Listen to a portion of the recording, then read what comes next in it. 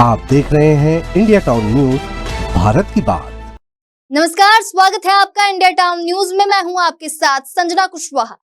सरगुजा जिले में अवैध लकड़ी तस्करी का काला खेल दिन पर दिन बढ़ता ही जा रहा है। नीलगिरी और अन्य बहुमूल्य पेड़ बेधड़क काटे जा रहे हैं, वो भी बिना किसी अनुमति के। ट्रक, ट्रैक्टर और पिकअप में लकड़ियां भरकर दूसरे जिलों तक भेजी जा रही। हैरानी की बात तो यह है कि प्रशासन और वन विभाग सब कुछ जानते हुए भी चुप है। तो अब सवाल उठता है कि आखिर कौन दे रहा है इस गोरख धंधे को संरक्षण? क्या कोई बड़ा नेटवर्क इस पूरे खेल के पीछे है? पर्यावरण और सरकार दोनों को भारी नुकसान हो रहा है, फिर भी जिम्मेदार खामोश क्यों? सब जानेंगे हमारी इस खास रिपोर्ट।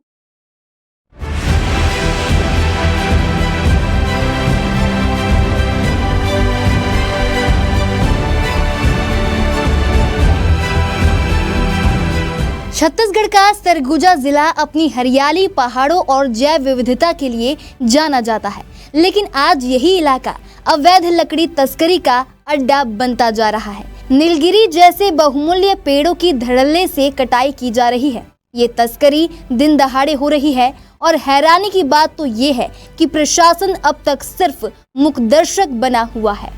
बता दे, सरगुजा और खास तौर पर सूरजपुर क्षेत्र में नीलगिरी, सागौन जैसे पेड़ों की अवैध कटाई जारी है। स्थानीय लोगों और सूत्रों के अनुसार यह काम दिन में ही खुलेआम किया जा रहा है।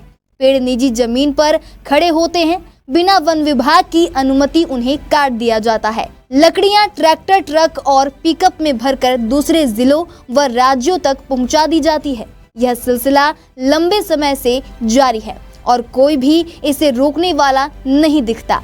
बता दें, तस्करों को बचाने के लिए कागजी अनुमति का सहारा लिया जा रहा है। नगर पंचायत अध्यक्ष और सरपंचों की मौन सहमति से यह धंधा फल फूल रहा है। वन विभाग और राजस्व विभाग की स्वीकृति के बिना ही पेड़ काटे जा रहे हैं। वहीं प्रशासन का रवैया ढीला है और कार्रवाई सिर्फ कागजों तक सीमित है। तो वहीं जिला प्रशासन की चुप्पी इस पूरे गोरख धंधे को और भी संदिग्ध बना देती है। ना कोई सख्त जांच हो रही है, ना ही दोषियों पर कोई ठोस कार्रवाई।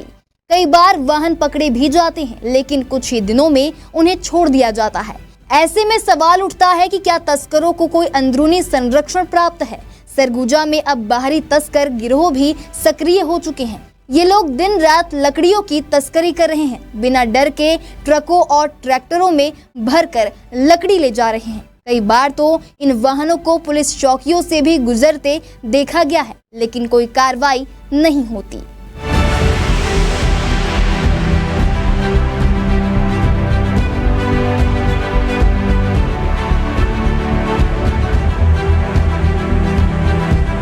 लगातार सुनने में आ रहा है और पूरे ज़िले में मेरे को लग रहा है कटाई हो रही है। इस पर गंभीरता से जिला प्रशासन को रोक लगानी चाहिए, लेकिन अब नहीं लग रहा है।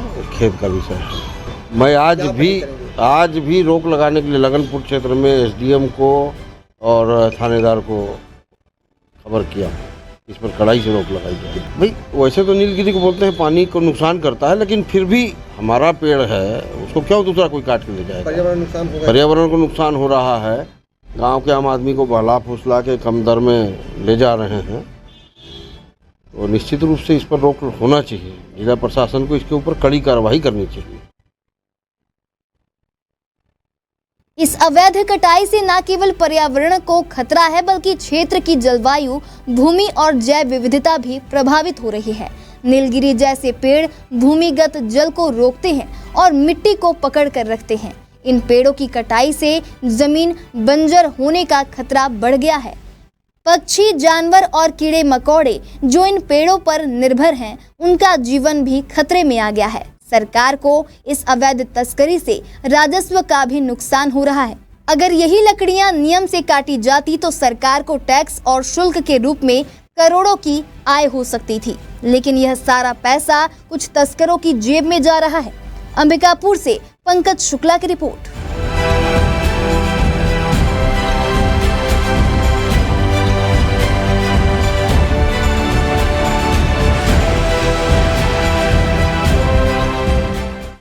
कुल मिलाकर स्थानीय लोग लगातार इस अवैध कटाई को लेकर परेशान हैं। कई बार शिकायत भी की गई है, लेकिन कोई असर नहीं हुआ। लोगों को डर है कि अगर यही हाल रहा तो आने वाले कुछ सालों में सभी जंगल खत्म हो जाएंगे और फिर ना गर्मी से राहत मिलेगी, ना बरसात समय पर होगी।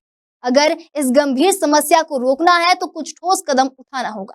वन विभाग को सक्रिय होना होगा, प्रशासन को सख्त कार्रवाई करनी होगी, प्रभावशाली लोगों की भूमिका की निष्पक्ष जांच होनी चाहिए, जनता को भी जागरूक होकर शिकायत करनी चाहिए, पेड़ लगाने और बचाने के लिए अभियान चलाना होगा।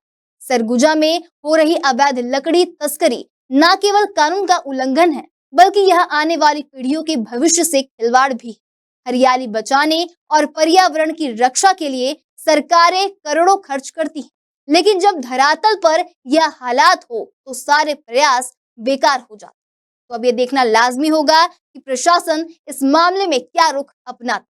अब क्या होगा और क्या नहीं होगा, ये तो आने वाला वक्त बताएगा। हम आपको सारी अपडेट देते रहेंगे। देखते रहिए इंडिया टाउन न्यूज, भारत की बात।